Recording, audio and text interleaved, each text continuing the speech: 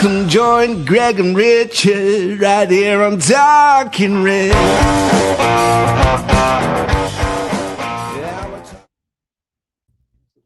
Hello and welcome to Talking Reds, a Nottingham Forest podcast hosted by myself, Greg Oram, and of course my podcast partner, Richard Spray. Now then, calling the Nottingham Forest faithful. That was the call. And it's not a one-off, it's a mission. Today, it's another episode from the One With series, and we've got a season ticket holder since 1981. Decades of following this wonderful club and then taking it far beyond the stands. Multiple long-distance walks, pushing himself properly, all tied to raising money for Alzheimer's in honour of his father. The Land's End to John O'Groat's trek, over 1,000 miles in 52 days. That was just one part of it. That's the perspective he's going to bring today. So when we get into talking about Forest under Vitor Pereira, the performances, the pressure, the reality of this run-in, it's not going to be knee-jerk. It's going to be measured, but we're sure it will land. He knows what resilience actually looks like. And I'm sure he'll be clear, we're sure, on where this team has fallen short this season. We're going to talk about the walks, the mission, the mindset behind it, and why Forest sits right in the middle of everything he's been doing. There's an all-time Forest 11 to discuss and the lightning round before we bring it back to the pitch. The decisions, the details, and the moments that are shaping how this season ends. So, strap yourselves in. This is the one with the hiking ginger, Paul Lindsay. Just knocks it down. Gibbs White has back in the mid. What skill! What a goal from Morgan Gibbs White. Over the cross. Taiwo Awoniyi Left on wing. the back post. One in. There's a header that loops all the way in. Nicholas Dominguez gets to Yates, who fancies a goal. Oh, he got it all right. Ryan Yates. This is the one with the hiking ginger, Paul Lindsay. Hello. The hiking ginger. I mean, that's quite evocative, isn't it? I love that.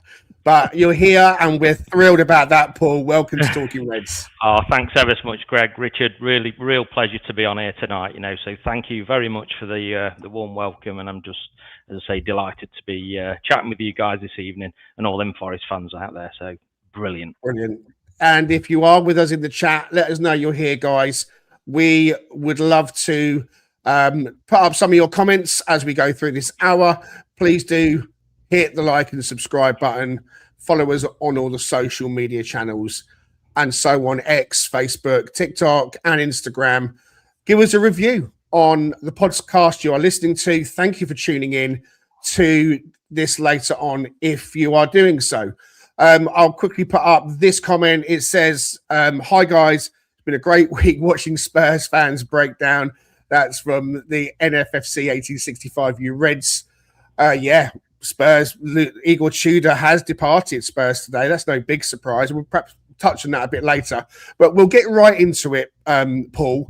We start, as usual, by asking everybody to tell us their own Forest story, the hows, the whys, the wherefores of you becoming a Nottingham Forest fan. Yeah, so I'm a Nottingham boy through and through, and at the age of 7, Mum and Dad got high mortgages and big bills like most of us have these days, and so we used to go down to the City Ground in the back of the main stand, as it was in them days, obviously the Peter Taylor stand now, and they used to throw open the gates for the last 20 minutes, so my dad and I used to go in for free and watch Forest, and that's how the sort of first season was for us, because as I say, we couldn't afford that admission fee. The stewards a bit at the gates, like we'd be pushing the gates, come on, let us in, we want to see it, and sometimes it was great because we saw the best part of the game. Other times it wasn't so impressive, but so that's how it started. I think that sort of culture in them days of the getting down to the match, and I tell my children, people were smoking in the grounds, and it was an entirely different world then, you know what I mean, and the stuff that was going on, obviously with the hooliganism type element as well, and match day was quite a raucous, occasion. They didn't count obviously fans into different parts of the stand as they do now. And so, you know, you'd find yourself rocking around that Bridgeford end or something like that, you know, so that some iconic memories that come back. But, you know, obviously I was a young lad there. I think the match day for us, I think the horrible things I remember is sort of being packed into the Lady Bay pub on you know, people know that on Lady Bay there. And because I was 7 or 8, you know, I was kind of nose level with these guys' bottoms, you know, as you know, I've realised that they're being out on Friday night, and I'm stood there like crammed in, and then at 20 to 3, it was like the pipes went down, and it was like run to the ground. You know, everybody ran to the ground, and we'd just get in just for kick-off on time. So, you know, I think you know, certainly coming on the pod tonight has made me think about some of these special memories, but not so special memories as well. It's amazing. You've been a fan since 1981. Greg just touched on that a minute ago. So what has kept you locked in? Because we've all understood the ebbs and flows. I mean, that's a long time when we're talking decades of support and love for a club. So what is it that's kept you committed to it? And I think that, you know, we've seen, you know, a lot of lows, haven't we? We've, in the last 4 or 5 years, we've seen the opposite to that. We've seen some amazing times, and you know, the club's in your heart, isn't it? If you're a true fan, you're there no matter what. We're not going to go down, but if by any chance we did, we'll be there. We'll be supporting them to the end. You know, there's no way we're giving up. And, you know, you think back to when we're in the first division, sat there on a January evening, 14,000 people there, freezing cold, and you're thinking, what am I doing here? But ultimately, it's that culture. It's meeting your friends for a beer. It's getting down Trent side. It's that match day feeling. It's what we all love, isn't it? If you understand it, you understand it. If you're a Forest fan, you understand it. And, you know, that's what motivates me. I think the things that come to mind, particularly the special moments, is, you know, that day at Wembley with Stevie Cooper, that was just like so special. And, you know, moving on just slightly to the thing when my dad was getting quite poorly at that point. And I tell you what, if I could shake anybody's hand, it'd be Steve Cooper's, and thank him for letting me have my dad with me for that last time at Wembley. What a special day that was. I've got a feeling, and I've thought about this since I knew you were coming on. Well, this is going to be quite an emotional hour. Richard and I are very sensitive. I have to tell you that. So okay, I know that we're going to feel quite emotional listening and talking to you, because a big part of the reason why we're really keen to speak to you, not only because you are a massive Forest fan, but for all of the charity work you've been doing. So when your dad was diagnosed with Alzheimer's, which is a huge thing. I mean, I haven't experienced that directly with a family member, but we all know what a horrible, cruel disease that is. Yeah. So when your dad was diagnosed with Alzheimer's, at what point did it shift from being personal to becoming something you wanted to act on publicly and get off your backside and walk? Yeah. I mean, you know, what I want Forest fans and everyone to realise, and the reason I'm campaigning, is that this is the biggest killer in the UK. So 1 in 3 of us are going to get dementia. So, you know, put it in simple terms, that we recognise 30,000 supporters that we have, 10,000 of them, you know, are going to get dementia as we go forward. You know, and that just shows the magnitude of what's happening. On a personal level with Dad, we saw a sad deterioration for many years. Dad's, you know, a real gentleman. He was a senior social worker for Nottinghamshire County Council, and has done a lot for people in his life. And sadly, we were there that day at Hillsborough, and Dad drove us back, and he worked for Sheffield City Council at that time. And Dad went back and worked with the families and the bodies in the gym at the Hillsborough disaster. Obviously, some of the things he told me will remain private, you know, to respect the families. But, you know, this is the kind of guy we're talking about. Dad and I used to run marathons together, and half marathons as a sort of father-son thing to do together. Sometimes we had the odd pint after if it suited. And you know, I went about my life. We've had a great time together. We're a close family. And say when my dad was diagnosed at 70, which is now 10 years ago, you know, it was a really hard thing for us to take. I think about my mum particularly, because she's become a carer, She's no longer a wife, and you know, so I just want, you know, Forest fans to realise that when this happens to your family, you just feel helpless. We didn't know what to do. We didn't know where to go. Not really heard about Alzheimer's, to be honest. We'd heard of dementia, certainly.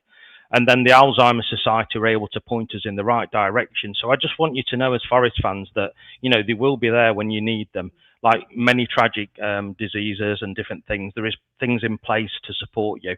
So, you know, never feel alone. So I want, you know, and I think the other thing for me as well, guys, is that we didn't know where Dad was in this journey. And what we're doing now with the Alzheimer's Society, when you have a blood test or you're diagnosed, you'll be kind of told where you're at, sort of, you know, you in the journey, kind of how far you're into that journey. And if you're not far into that journey, there are going to be drugs available that will slow that down, slow the dementia down.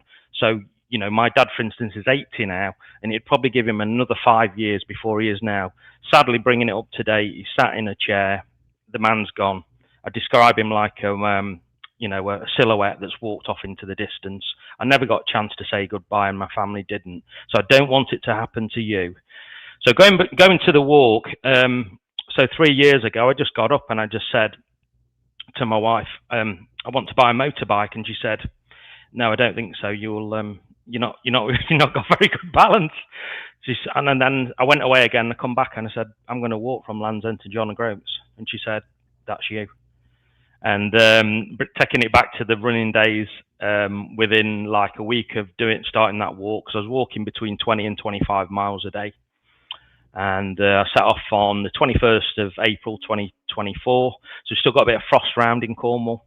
And we started the journey, and you know, it was painful. I was carrying 13 kg in my pack, and I was, you know, in a lot of pain, you know, but I just ground through it.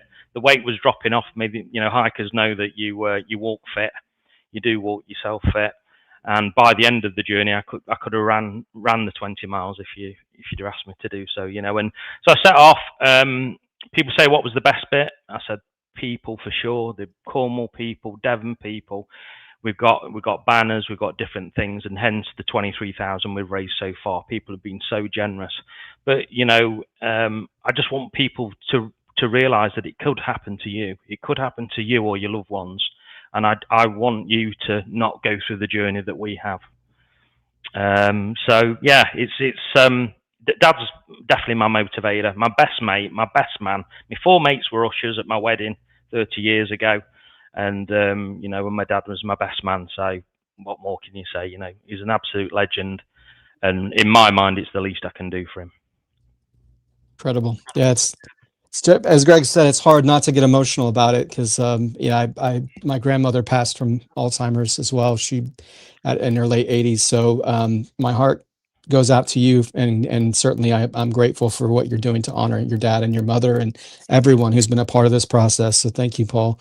Thank you. 1,000 miles in 52 days. My goodness. So what was, if you could kind of synthesize it, I'm sure there's many, but what was the hardest moment for you, and how much strength do you take now for what you guys have endured as a family, what your dad's been enduring, to get through those things when those things are hard through this process? Okay, so yeah, thanks for the question. It's you know, I think first of all, going to the walk, the hardest bit was the planning that was involved. People, I'm sure you realise, a walk of that distance, you can't just pull that off in 6 months. I was at it for 18 months to get the maps planned, to bring everything together about the kit, to build my fitness, build my stamina. You know, going to the gym, you know, on a hard, you know, on an evening after you've been working all week and things like that, you know, to make it happen. The lucky break I got there was that I was invited on the BBC Breakfast Show, you know, and you know, that exposure got me, my giving page went up £800 in 4 minutes, would you believe, when I was on BBC One, you know. So, you know, I'm grateful to you guys for giving me this opportunity to get on here, because then we can spread the word around Forest fans, because I need you, you know, so much to support us with this journey. So, yeah, I set off, you know, I got down there, and I think actually, in answer to your question, the worst bit was the night before. It was like, I don't know, I was just waiting as though I was going to go into the gallows or something. It was weird. So I was like traveled down, and it was like pre-match nerves. Yeah, it was definitely pre-match nerves. I don't know if I'll ever have it ever again, leaving your family, knowing that you're leaving for 2 months. I took 2 months unpaid off work. So I'd made a big financial decision, plus the kit, which were 1,500 quid. So I really needed to make this happen. At that point, I was lucky enough to get to 10,000 exactly the day I left. So, you know, I'd had a lot of support from local businesses. John Stevens, the builder's merchant, for instance, gave me £1,000. And you know what I mean? A lot of top businesses in Nottingham supported me. The club gave me a signed shirt that I was able to auction off, and the winner paid £500 for the Stevie Cooper squad shirt that year, which was, again, immense from my Forest. So thank you to Forest for that. Yeah, so, you know, waiting the night before, that was the worst bit. Once I set off, I was on my way, and confidence grew. I think I wild camped for 6 nights, and then I had my first bed. I've never enjoyed a night's sleep as much in my life in a bed. I stayed at a Cornish tin mine, just randomly wild camping. You know, obviously that's a bit here in itself, because obviously, as you know, guys, it's not legal in this country. But you know, you try to leave everything as you found it. And so staying at a Cornish tin mine, and you can hear the shaft underneath dripping all night, is like spooky. It was like a horror movie almost. I then got past that and wild camped several places. I found a quarry. I thought, this is perfect. Went over the fence into this quarry, and there's a lot of diggers around, and pitched my tent. Never thought any more about it. Don't know why, but I woke up at 4 o'clock in the morning, packed my tent away, just walking away, and 6 o'clock was coming down the road. Was all the quarry workers, probably about 100 of them. I think I'd have really got a bit of telling off if they'd have found me on that one. So there was some real area moments. I think the best part of the walk for me was the West Highland Way, which is from just 10 miles north of Glasgow. Quite a famous walk. A lot of people do it. It's about 100 miles to Inverness, and it's so beautiful. So if ever you've got 100 miles in your legs and you want to have a bit of an adventure, you know, do the West Highland Way. That's like incredible. But you realise how big Scotland is when you get to it. I mean, you know, I got to the post of Scotland in 28 days, and obviously it took me another 24 to get to the finish post. I think the last part of that walk I want to really reflect on as well is that people who've been watching the daily videos, and again for this coming walk I'm going to be doing some daily videos, is on the last day I was walking down to the post a mile away, and what came to me was Mullikin Tyre, and I just sang it all the way down the hill. And what I'm alluding to is that that's how you feel when you come away from the city ground and you've got a win under your belt. And so then parallels for me, I was so far away from home, but just Nottingham and Forest was just in my veins. You know, so people saying, why were you singing Forest on the last day? I just couldn't. And it was not something I'd planned, but it's just that moment, I think, as a kid, when you go over in the Trent Bridge and you look at the city ground, and your heart's just full. And it was exactly the same parallel. That's because that moment was you scoring the hat trick in the final. That moment, it was, because that's what I kind of relate it to. You know, yeah, we'd all have loved to have been on that city ground pitch as footballers, but in that moment, your victory was that walk and that moment. You know, that was akin to scoring that final winning goal, and so evoking the anthem is just so fitting. So. Yeah. You know, you're so right, Greg. Yeah, I get it. I absolutely get it.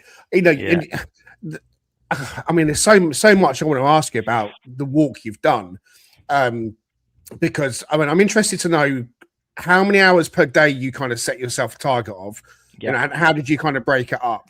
And so, tell me about that, but also kind of moving on to the one coming up, because you haven't stopped. You're now you are now planning on the Southwest Coastal Path Walk. Is that the salt the salt path? Yeah, that's the famous salt path. It's the famous salt path. So you're going off to do that. So tell us about your preparations for that as well, Paul. Yeah, so I mean, you know, I got back home, and it was like you say, you know, you've had that moment. I celebrated what felt like for weeks after I got home, even though I got to get back into work and look after my family and get back into daily life. But after a period, and my wife Nicola knows me so well, and I said, "That's it, I'm done." And she said, "No, you won't be."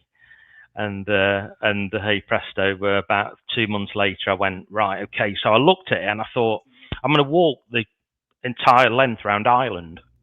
But then I looked and I did the mapping. I thought that's going to take about 3 to 3.5 months. So I thought, no, I can't do that. Then I looked at the Ireland Way, it's called, and that goes from the south of the island straight up to the Giant's Causeway, just past Belfast there. And that is one that I very closely considered. But I just thought, being an Englishman, bringing, the Forest into it, the Salt Path's really iconic. And up until recently, when the King opened the whole path that goes all the way around the country, that was the longest path in the UK. It's very iconic, obviously, because it's hundreds and thousands of years old. It was developed to keep smugglers away from the shorelines and for the Coast Guard to watch over, and that's what the path's ultimately about. I love being by the sea, so it's going to be sat on that right shoulder all the way, and I can't wait to get started. It's just going to be special. But I think this is going to be a real test, because the last walk, the 1,100 miles, was equivalent to 2.5 times up Everest in elevation. Well, this one's half the distance at 630 miles, but it's 4 times up Everest. So I'm going to have calves like Jack Grealish when I get back. Well, I hope so anyway. And, I might even get in the Forest team. You never know. It's incredible that you've spent so much time as well in kind of immersing yourself into the history. How much is, like, as one who's grown up in the UK, like I was born there, right? Not in Birmingham area, in Solihull, but how much has it been great to get to know the country in a completely different way? And do you feel like, in a way, you're carrying your father on this journey with you and being able to kind of enjoy, even though he can't physically be with you, but just the idea of the two of you kind of immersing yourself in a culture that you both love so much? Yeah, absolutely. And taking it right back to the running days, you're so right, Richard. It's like Dad's on the previous walk, he's just pushing me along all the way. As runners, we were father and son, but if one person was doing better, that's when the sportsman came out, and we'd push each other, and I'd go ahead, and then he'd come past me and tell me to get my arse into gear, and then I'd go past him again. So it's all that type of thing. So yeah, I said it on my videos before, but Dad was just there all the time saying, "Come on, son," and I know he'd be really proud of me, and that means a lot to me, because I've got 2 sons and a daughter who are now adults themselves, and my family and everything means everything to me. So it's like amazing, and I just think it's just that time outdoors as well, and I think the biggest thing is that we sometimes the media do bring us down a bit in what they report and the negativity in life, and I just think the people that I met along the way and the kind people in this country is incredible, and that's what I really like, spreading the word about my dad and telling them there is something positive there. People do support you when you're in need, and we can help each other. So for me, it's a people story, and I just think that's why I love bringing this to the Forest fans, because it's just, we're together, aren't we? We've always been together, and we always will be, no matter what. So let's support each other. Well, I think we are probably biased, but the Forest fans are a special bunch. I've always felt that everyone in the Forest fan base tries to stick together. We've been really warmly received as nobodies. Whenever we have been into the Trent Nav, people come up and say hello and that, because they've seen the channel, and everyone's just really friendly and really genuine in that. So it's amazing that you felt that as well. And we want to encourage people to give to your Just Giving page. I did put it in the comments. So if you are listening or watching along, the Just Giving link is in the comments. It's going to be also added to the bio. Please, if you can, give something towards this wonderful cause. I say wonderful in the sense that we know it's not. We know it's not a nice disease, but to be able to do something to try and help families and individuals, that's the wonderful part. That's the bit that is important. And you talked about the Alzheimer's Society and what they can do for you and families. Can you kind of just draw on that a bit more? You know, what kind of support can they give? Not just for your dad, but you mentioned your mum as a carer as well. And how is she? How is mum? Yeah. So, you know, let's first of all talk about what the Alzheimer's Society are doing. So there's two parts to it. One is the Alzheimer's research. So we're very, very near now. Two drugs are being developed called, one's donanemab and one's lecanemab. And basically they have been trialed and they've been proven that they can slow dementia down. Where we're at currently is the NHS and government have found it too expensive to fund these drugs. So we're helping the Alzheimer's Society to push on, and the money that you're going to give will help them to find, you know, eventually a cure or potentially drugs that are going to help to slow this down. So that's kind of one side of it. The other side is a lot bigger in the sense that it's a now support thing. So anybody finds out that a loved one's got dementia, and you can phone the Alzheimer's Society. They'll arrange for somebody to come out and see you, talk to you about, you know, different things in your area that are available to support you, talk to you about how you can interact with social care, your local council, and the support that, you know, as you go through this journey, you can receive and support you can get, you know, to help you as family. So, for instance, my mum, you know, she cares intimately for my dad, and now he's getting to such a sad place that, you know, he will require carers to come in and support him, because don't forget, after all, my mum is 80 years of age, and you know, she's struggling with some aspects of his care. So, you know, I just think particularly about people that are alone as well, and this is why I want people to know more about Alzheimer's. I want people to know that they can go to the local surgery and they can speak to medical people there to get support and advice, because it is there. And as I say, it took us a while. I think the Alzheimer's Society are doing a lot. I'm sure you've heard on your radios and on your car stereos or wherever that, you know, the Alzheimer's journey and what's happening, that we're doing a lot of stuff. They've got some big funding from the People's Postcode Lottery to make different videos and stuff, you know, we're in between our Netflix watches and things like that, you know, to help us to understand, you know, that it's there. Mum's done so well. Really proud of her. But as I say, she didn't deserve this. You know, they've done well to get to the age they're at. But you know, it's never enough, is it? You know, you want your parents to live on, you know, forever. I think the wider family as well, and myself included, is what happens to you as well when you find out that a loved one's got dementia is you start to grieve. And I realised for the last 5 years I've just grieved for my dad, and I will again when we eventually lose him. But you know, it's so sad. It's a double loss. You know, you lose somebody over and over again.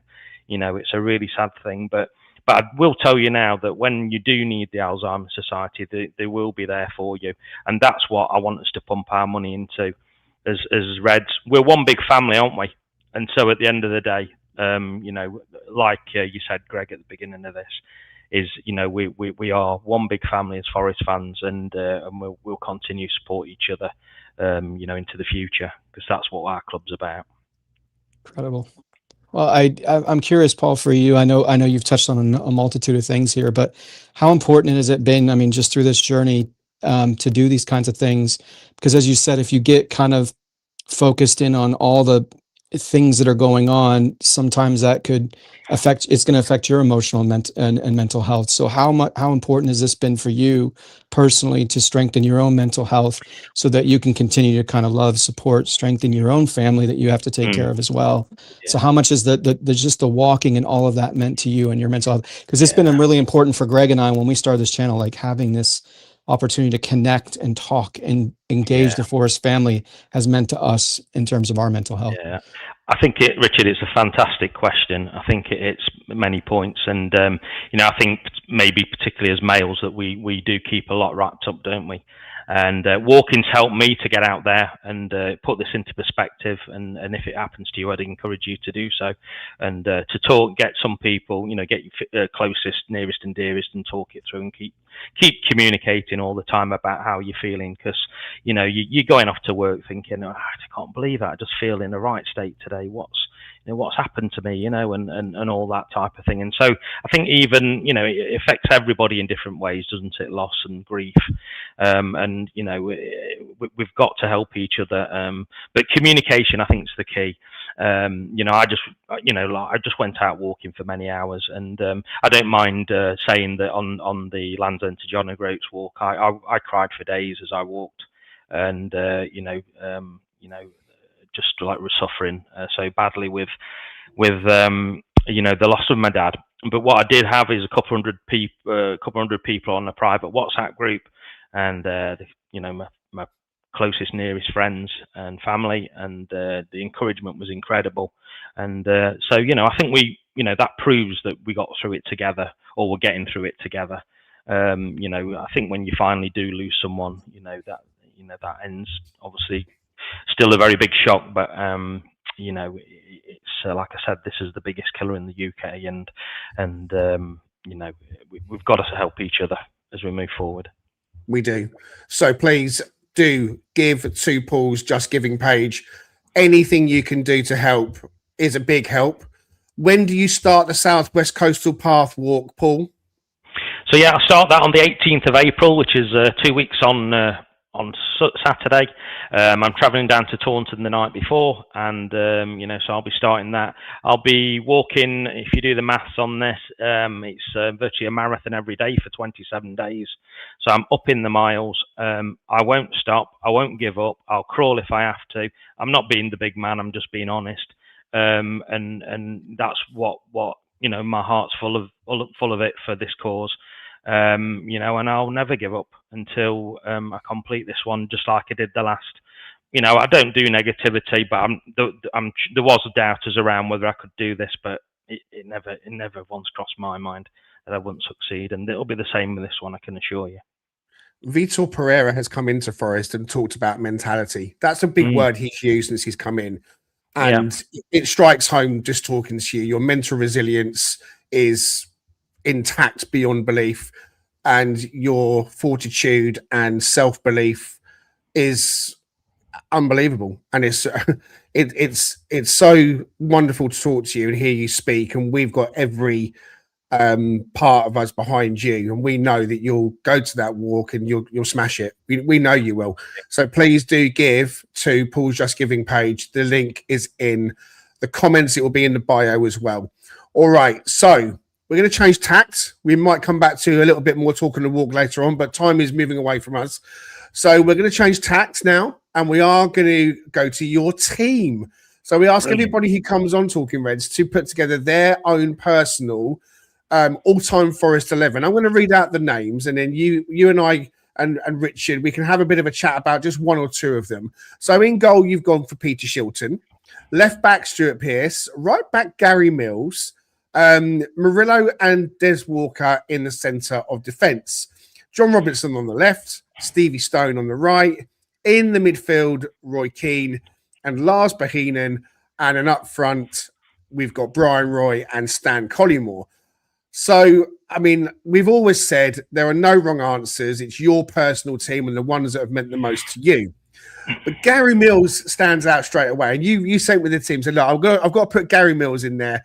And you're going to tell us why now. So I'm keen to hear why Gary Mills goes into your team. I don't think people realise what a great man that Gary is. He's a friend of mine, and he's a real gentleman. He's the youngest player still to ever play in a European Cup final. So that's one reason. The other reason is that, related to my walk in some ways, is that he played his last game professionally when he was 48 years of age in 5 months.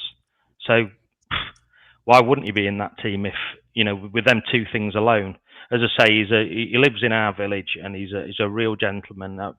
Pleasure of his company a few times, and I got a signed book of his. If ever you want to read a good book, it's called Young Millsy. So I think you know where Young Millsy comes from, the name of the book. And so it's a great read. So yeah, get that book, Young Millsy. And I've been away on holiday recently, and that was a great read while you're in the sunshine, I can assure you. Yeah, I remember the Clough quite liked him. I mean, for him to pick him so young, you must have thought highly of him. And I think he played in midfield in that final as well. I mean, I could be wrong about that. I mean, I think Yeah, he did. Yeah, yeah. So He put him in, I know. yeah. He played midfield, then became a bit of a right back. We'll pick out Lars Bohinen as well. I loved Lars Bohinen. I think everyone loved Lars Bohinen for what he did in the Forest shirt. But you could have picked. There's so many to pick from. But why did you go for Lars? For Lars, I just thought he was such a classy player. He was great. I loved the way the fans got engaged with that. I remember the Viking helmets and all that stuff. And the one of the best away days ever was that 7-1 at Sheffield Wednesday, when he absolutely arched it into the top corner. I just thought that was such a classy goal. Just loved watching him. You know, some players. I think another one for me who stands out in that bracket is Lee Chapman. He wasn't prolific for Forest, but he's just such a classy player, wasn't he? And he just got something about him. I just think you warm to certain players, and I just think Lars was that, really. You know, just something a bit different, and just another one that floated across the grass. So yeah, it's great. Well, we have. Oh, go ahead, Greg. No, go ahead. But I was going to say, is there a player on this squad? I think. I mean, we've got the lightning round coming up, so I'm kind of cheating by asking this question. But is there a player in this group that you wish we had right now on our squad? I think more than anyone, it'd be Collymore, because everybody. I had a feeling goal scoring is kind of a problem. Yeah, for obvious reasons, Rich. Yeah, and that turn in front of the Brian Clough stand when he ran through against Man United and banged it in. Again, there was so many with Stan, weren't there? But just that pace and that drive, that determination, and again, he was wild with the fans, wasn't he? With his shooting stuff when he'd scored, he was great. So yeah, we could really do with him right now. But saying that, we've had a damn good week last week, haven't we? We did indeed. So there we go. The Hiking Gingers, Red, Shilton Pierce, Murillo Walker, Mills, Robertson, Bohinen, Keane, Stone, Collymore, and Roy. A fantastic set of Forest legends. All right, guys, let's take a very quick break. Back soon. The Cheese Trader, based on Grape Lane in York, is a cheese lover's paradise. Home to some wonderful specialty cheeses, relishes and chutneys, and also with a fantastic street food menu. Try their loaded fries or posh cheese on toast. It'll be the best you've ever had. Owned by Forest fan Stu Freestone, the Cheese Trader proudly sponsors Talking Reds. Quote Talking Reds every time to get 10% off your order. The Cheese Trader and Talking Reds, the perfect cheesy mix. Steve Freestone, the Cheese Trader, Forest fan, based in York. The cheese is delectable. We encourage you to place your order, and you can get 10% off when you quote Talking Reds. Details in the bio. Alrighty. Time for this. The lightning round!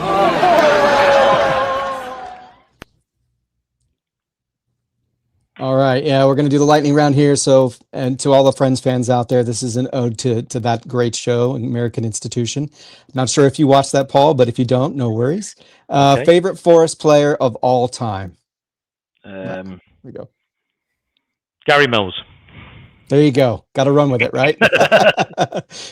All right. Favorite away or third kit? I love the black kit that we had, the first ever black kit we had. Yeah. What was that? The gold? 92? Yeah, it got with the gold. Yeah, I really liked it. I got the full kit as well. I loved it. I think that was a really iconic kit. I think some of the European ones as well with the Panasonic on and all that type of thing were top as well. The yellow and blue is a bit iconic, isn't it? Yeah. Absolutely. And ironically, the favorite kit of our sponsor, the Cheese Traders, as well. That's his favorite shirt. So fantastic. One. Yeah. What player from a non-top 6 side would you like on our current squad? So you're talking like, Crystal Palace, Brighton, Bournemouth, Fulham. I'd go for Bowen. Ooh, I like that one. Yeah, we like that. Yeah. I'd go impact for that. Player. So I just think, impact player, maybe, take a bit of pressure off Gibbs White, that type of thing. So yeah, Bowen. It's top of my head. Fantastic. Excellent choice. What one player would you want to accompany you on a long distance walk? If it's okay, I'm just going to change that slightly. Sure, I'd love Steve Cooper to come and walk with me. That'd absolutely make my thing, because that guy deserves so much from what he'd done for our club, but also what he did for me and me spending that day with my dad at Wembley. Yeah. No doubt. Steve Cooper. Hey, I love the change there. That's a perfect. We'll allow it. Perfect We'll allow change. it. Yes, Okay, we thanks. will. We Thanks, will. gents. You can only keep 2 in a Forest shirt for the next 5 years. You've got Anderson, Morgan Gibbs White, Murillo, or Nico Williams. Which 2 are you keeping? I'm keeping Anderson and Murillo Ooh, because, yeah, nice. I obviously they're all great players. They're all fantastic. Nico, I mean, out of that group has developed so much, hasn't he? Incredible. Every single Absolutely. one you could wax lyrical about, couldn't you? But I just think for me, them two, because I just think Anderson's just a bit special, isn't he? And you know, we know we got a good player there, but he's surprised us all what he's brought to the table, and you know, he's a bit special. Murillo, he was in my 11 Monty and one of the only players from the current squad. I just think, well, is he either going to be the best player that's ever played for Forest? Possibly, it could be, depending on if he leaves us or not. But yeah, he's certainly got potential there to be top draw. I think those 2 players really, if we get to where Greg has prognosticated we're going to get to, winning Europa, ending up staying in the Premier League, then those 2 guys are Cadillac players. We could probably use them in Champions League for sure. What away ground has the toughest atmosphere to play at from your perspective? I think the toughest away one I've witnessed personally is, I think Villa can be quite intimidating. That can be kind of loud as well.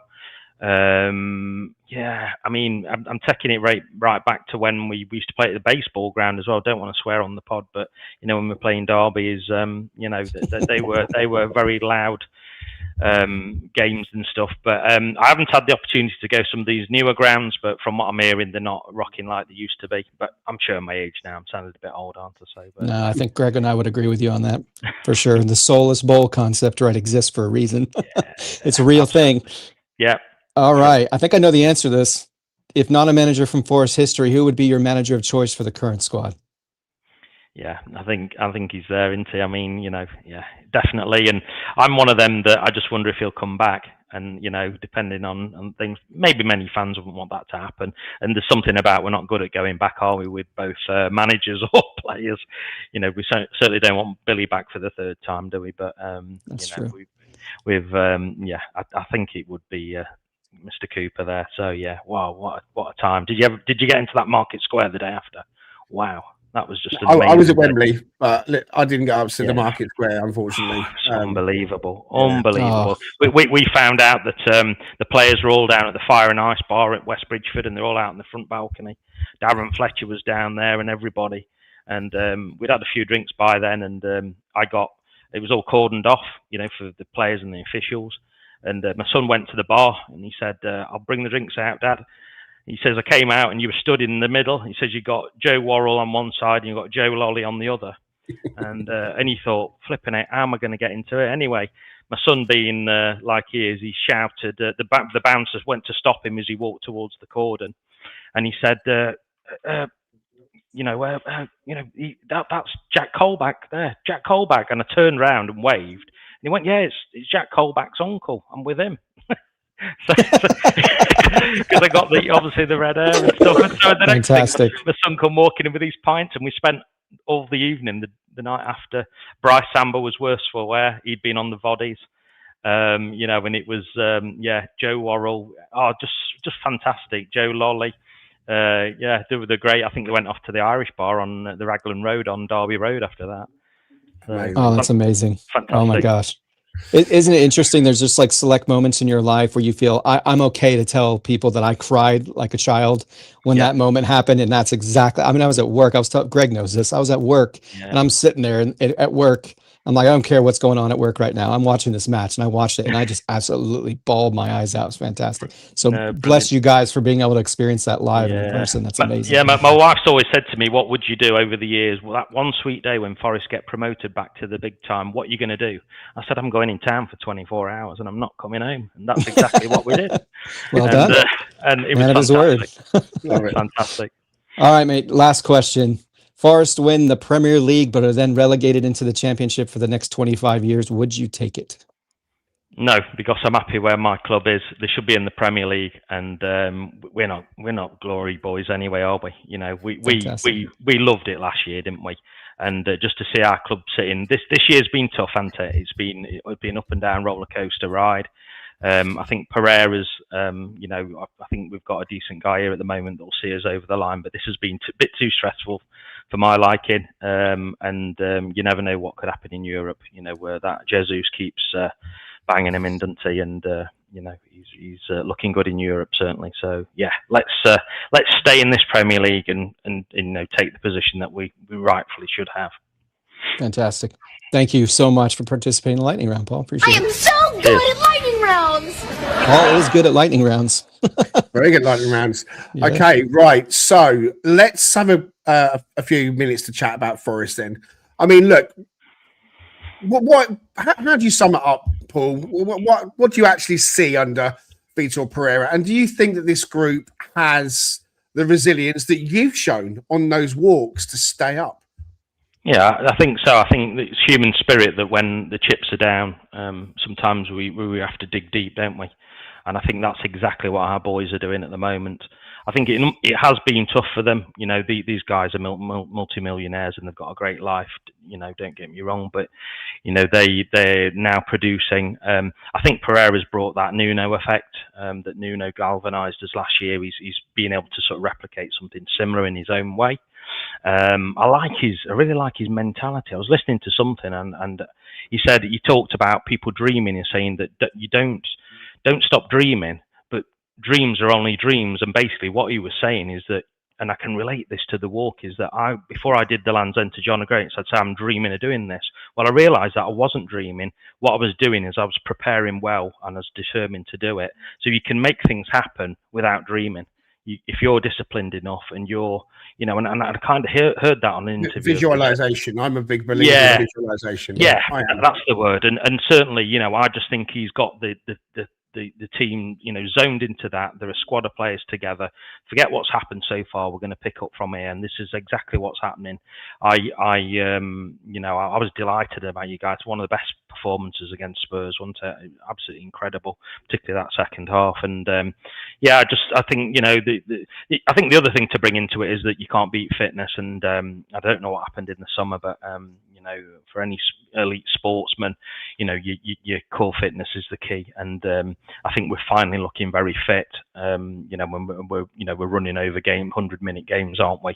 And getting through them. I think the other thing about it is that he's got players like Hutchinson full of confidence. I mean, he's done the wing in front of us in the Brian Clough stand, and he's buzzing now. And he's showing his pace and true worth. So I think Gibbs White. I think it's all touched our hearts out. He showed how much the club means to him in the last few weeks, and that's really touched our hearts because at times we've doubted that. So I think Pereira's brought the best out of this squad at the moment, and I've no doubts at all now we'll stay in this Premier League. So that's amazing. Yeah, I completely agree with you. It's nice to see him show that passion too. You know what I mean? Like that was the thing that kind of connected me to him. Because I love Stuart Pearce. I mean, who doesn't, right? I mean, first match I ever went to, that chant of "Psycho" was just something I'd never heard of. Growing up in the States, it's very different, right, in terms of how we react during a game. But from your perspective, where do you think we were kind of fell short this season? Is it tactical? Is it psychology? The psychology of the team? Is it quality? I mean, from your perspective, where do you kind of attribute it to?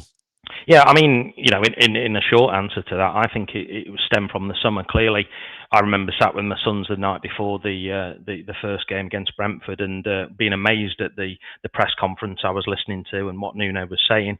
And I think that added a ricochet through the whole squad. And so when we watched the first 6 games at home, we didn't look fully fit. We didn't look in a good place. We didn't look organised. And I think then it's just ricocheted through the whole season. And it's took us till now to actually level things out. So I think, in answer to your question, I think it started right at the beginning of the season. And it shows that the work that players have to do close season now to make sure they're in tip-top shape because, they're super fit, aren't they? They're super organised. And do you think that maybe Sean Dyche maybe should get a pat on the back for that? Because I know that he's divided opinion. But he ran them, and maybe that running that he did for them has maybe held him in good stead for the run in. Yeah, I think you're right because, as I said to you, relating it to the walk, I'm not an elite sportsman person, but certainly when I set off in Cornwall on the first few days of that walk, I was puffing and blowing. By the end, I could have run 20 miles every day. So, I don't think, and Dad had said this as well, you can't beat fitness. And I think with them, when they're super fit. So I think you're right, you're really right, Greg, that I think, Sean's come in I do think Sean, gave it his best. I think the timing wasn't right for him at our club. And one thing and another, that I feel, but I won't share on here, because it'd be slightly disrespectful. But no, I just think sometimes he didn't put himself across in the best way. I probably said a little bit too much without being unkind, and he didn't make it easy for himself in the end. But yeah, I think that super fitness and getting more organised has helped.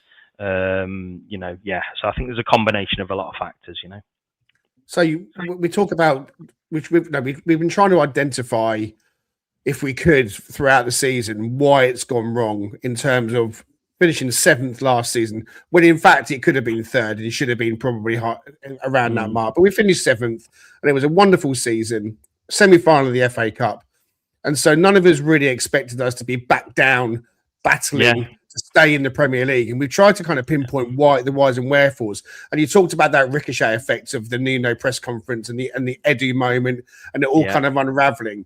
So can you sum up or can you quantify how much of a problem it was hiring Ange? Did that contribute massively in the wrong direction? And you mentioned the Sean Dyche effect being that it was the wrong time for him. Do you think maybe bringing him in towards the latter part is the way to use Sean Dyche? He came in around October, didn't he? So it's almost like he's got too much time, and his impact, it was there and then kind of is tailing off. So can you kind of quantify the managerial appointments a little bit for us in your own mind? Yeah, I think, what happened, again, it was born in the summer and things were clearly not going well off the pitch. We overachieved last year in many ways because, we were thinking we were going to make, probably a mid-table or something like that. We had the most amazing season, didn't we? And what Nuno did. People always say it was that moment on the pitch when Marinakis come on. But for me, I wear my heart on my sleeve. I always have and I always will. And that guy, is fiercely determined for us as an owner. So I think we should all, in my opinion, get behind him because I think he shows passion in what he's done. And I think if we do, we'll get the redevelopment of the stadium and we'll continue to thrive as a club. But I think what happened is he had that fateful meeting with Ange for the award ceremony. And I think he just got his eye on him. He fancied him for the club, I think with the Greek, obviously, link and everything. And it was just a bad decision. But, we all make bad decisions, don't we? And again, the reason I use the word ricochet is that, I just think that happened from the manager's point of view as well.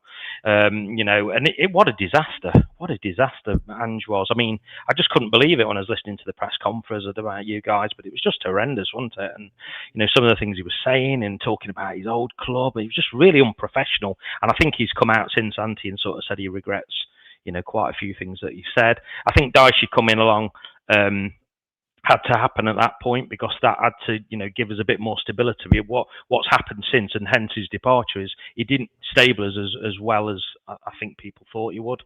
I don't think he gave us that stability. But maybe we needed that bit of a buffer of Dyche before we got Pereira in. And, and it's guiding us through. And as I say, we are in the position now. I do think the change had to happen, by the way.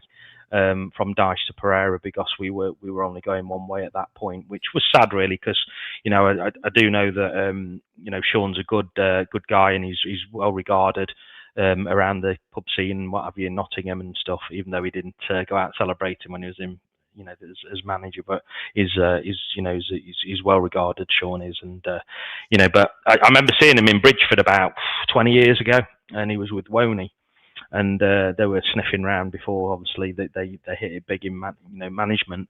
And he's always wanted that job. That is his job. He really wanted that job. But I feel for Sean, it weren't quite at the right time. Maybe if he'd have been able to pick the players he wanted and things like that. But I'm not being funny. Peter Crouch ain't looking good, is he? So, not at all. if that was a Dyche signing, I don't think he was. To be perfectly honest with you, I think that again was an Eddie move. Right. I really do. I don't think that was a Dyche. Okay. I think he was given to him in that kind of he's tall and he'll win headers, but he doesn't win headers at all. He actually misses the ball. They've got Salenzi written all over him, haven't they? Yeah, more promising in the game against Midtjylland in the away leg. Actually, he was better. Yeah, he was fair. better. Yeah, he was. But no, I've been on record. I was against Sean Dyche being sacked. If I'm honest with you, I can't rewrite history now and say anything different because it's on multiple podcasts. But I did. I thought it was a mistake. I thought it was too much of a risk because I looked at his points per game ratio, and I do believe that we would have stayed up with Sean Dyche. But I'm not blind to what was going on, and I'm not blind to the whole story. But if you said to me, "You've got to make a decision. You're in charge. Are you keeping him or sacking him?" I'd have kept him. Yeah. But he's gone, and we can't keep looking back on that now. I mean, he's back on TalkSport now, and he's popping up, and he's having the opportunity to say his piece. But the most important person in all of this now is Vitor Pereira because he's the guy in charge. How impressed were you with him over that last week then? We touched on it before. The Midtjylland away performance, we're 1-0 down, going away, and he's got to change the squad because we've got to try and make sure this tiredness thing doesn't come to pass, and then we got to try and get 3 points at Spurs. How impressed were you with his managerial skill? Yeah, I mean, for me, last week was the turning point of our season. He just got everything right. He's clearly done a lot of work, and again, on his interviews, he talks about not having a lot of time to look around the city, for instance, because he's been hard at work. And I think that's what's happened. He's made some great decisions. He's got everybody back on board, and he's just picked really good teams. We just looked great, didn't we? I think that, I think for me, it's just in simple terms, in the papers, they always used to score players out of 10, didn't they? I think if all your team's playing out 8 out of 10, then you're on a winner, aren't you? And I think that what he's done, he's been able to spread that across the team. He's settled it down now. It looks as though he's got the one keeper for the European games, the one keeper for the Premier League games. Everybody knows where they're at. Everybody's organised. He's brought that sort of karma that Nuno instilled into the squad to us, and he's brought that European kind of fitness and sort of tactics. I like how he makes tactics. I always liked it when Nuno made a sub around 65 minutes, something like that. Keeps a lot of energy in the team. He sees it out to the end. So really impressed, and great to see him do the fist pumps also, wasn't it? Stevie Cooper. I know. Yeah, bring that back, right? I mean, it didn't feel like inauthentic, like he was just poaching it from Cooper either, which was nice. Yeah, right. The one thing I wanted to ask you, I know probably Greg, he's got another segment that we need to get to as well, but just real quick, you touched on him in relation to just the entirety of the team holistically connecting with everyone, right? And I love that he calls them the boys, right? Because that's very Nuno-esque. Did you feel like, from your perspective with the recruiting, because it was much maligned and we knew that was a bit of an issue, and that's what kind of got people targeting Edu along with other things obviously that happened with Nuno, but do you feel like there's more hope now that some of these players like McAtee, Bakwa, etc., I mean, have you seen some hope that they maybe will progress, because we're going to need them, right, for that stretch run, especially if we keep going further in Europe? Yeah, definitely. I think when you get to this level, you sign quality players. There's not really any poor players that come to your club. Someone like McAtee is a great example, and he's instilled some confidence in the guy. Clearly, they've had a good chat. I mean, McAtee, from what we're hearing, he's a special player in training, and he's helping him to bring that to the pitch now. And, I think what you're doing by growing your staff, growing the staff across the board. He's got more choices, and as we saw with Nuno, that sort of good feeling just breeds positivity, and I'm just a big believer in that. And instead of negative cliques within the squad, and he hasn't played me, and all that goes on in any workplace, and favourites and these type of things. I think he's just galvanised the whole thing, and I do think we'll just go on now and pull well clear. And starting with obviously Porto, then Villa at home on Sunday. I think we'll give the Villa a good going for them. Fantastic, absolutely fantastic. Okay, we are just about out of time, but we still have a little bit left for this. Okay, clear your mind and answer the first thing that comes into your head. Name that grandmother. Okay, here we go. Marmite, love it or hate it? Absolutely love it. How am I cooking your steak? Medium. What's your favourite cheese? Because it's down the road from us, Colston Bassett Blue. Oh, love that. What's the best sandwich? Plain cheese and onion on a crispy roll. Or crispy cob, should we say. I was going to say. Favourite film? For what it means, Shawshank Redemption. Classic. And it's just, well, what a story. Yeah, brilliant book as well. Yeah. What are your grandmother's names? Annie and Margaret. Two that's fantastic, wonderful grandmothers' names. And as ever, we salute grandmothers and grandparents, wherever they may be. All right. Thank you very much indeed for taking part in that one with us, Paul. It's been absolutely wonderful to chat with you. The hour goes so quickly. We could sit and probably talk for another hour. But the floor is yours to end on. Tell us anything you want to add on your walk coming up and anything else on Forest you might want to touch on. No, so I just want to thank you guys, first of all, for inviting me on. As I said, exposure is a way of getting, money to my giving page. So I do hope, anyone listening to this is, even if it's just a few quid, you can spare. No times are hard, but, like I said earlier in this message, we want to make dementia a thing of the past for future generations. So let's do this for our kids. Let's do this for ourselves. And, as the Forest family, let's stick together and have another great year next year in the Premier League. So I hope to speak to you guys again very soon. Fantastic. Richard, anything you want to add for us, buddy? No, just Paul, you're an amazing guy. And there's just so much toxicity in the world, unfortunately, especially on social media. As Greg and I talk about, he says the human zoo, that is X, and he's absolutely right. Yeah. It's just amazing to have you on to feel your positivity and your love for your family, the way that you want to honor them, the way you honor your dad by being a good dad and a good husband yourself. So thank you so much for being on. And hey, got a big shout out to Radcliffe-on-Trent, because that place is special too. Nobody needs to forget that. That's a great little town. So I'm so grateful that's your hometown, because that's my granddad's. That's where he passed. That's where he lived for 4 decades, and he absolutely loved that village with his whole heart. So thank you. It's a great place to make that connection.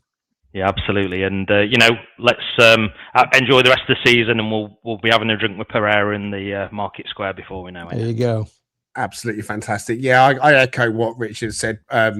Please do go and check out the Hiking Ginger on YouTube. You can follow the upcoming walk, hopefully once your video clips coming out as well, so you can see some coverage as well. But the most important thing, Forest fans, to anybody else listening and watching, please do support Paul Lindsay by going to his Just Giving page and giving anything you can to help treat and find a cure for Alzheimer's / dementia, and for also the care and support they give to those that need it. I can't underline and understate just how important your donation could be. So the details are in the comments. They're going to be in the bio as well. We're going to share them on the social media. Please do give what you can. Support Paul. He's one of our own fellow Forest fans. We all stick together, as he says. So thank you so much in advance for doing that. We're going to take a short break now. We won't be back for a week or so. The next time you'll see Richard and I will be when we preview the Porto game. I'm off to Poland in the morning, so I'll be visiting the Outlaws, the in-laws, I should say, over there. And so I'll be joining on the call from Poland to preview the match with Richard Spray. But listen, enjoy the break while you can, because when we come back after it, there's 7 cup finals, and then there's the pathway towards the cup final in Istanbul. Forest are going all the way. We might finish 17th, but we are going to win that Europa League. Come on, you Reds.